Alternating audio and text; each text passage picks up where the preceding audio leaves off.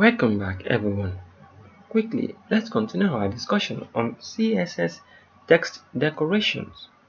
And right now, we'll be discussing about the CSS thickness, how to specify the thickness for the decoration line.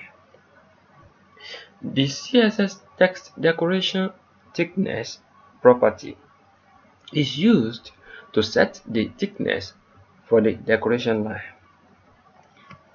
So I'm going to show you how this works, but before I go, let me demonstrate what I'm talking. Let me show you what I'm talking about.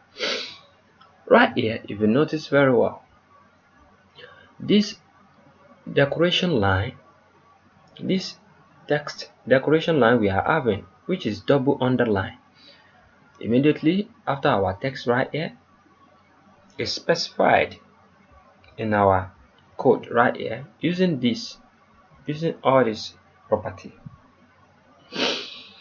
But one thing I want you to notice is that there is no way for now, as at right now, we haven't specified anything like maybe you want to increase the font of this line or decrease the font of these lines.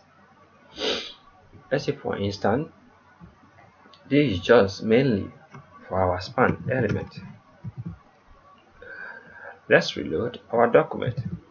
As you can see, this double underline is only under our what? Under our doing.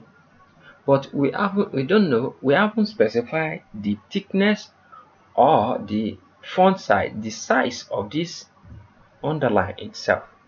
So that's what we are here to do.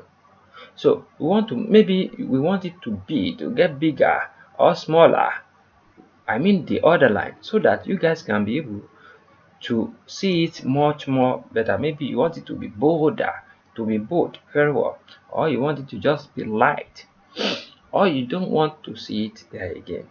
Everything like that is what we are going to be controlling. So I want you guys to stay focused and stay tuned. Anwar Akorede ayofe is my name once again.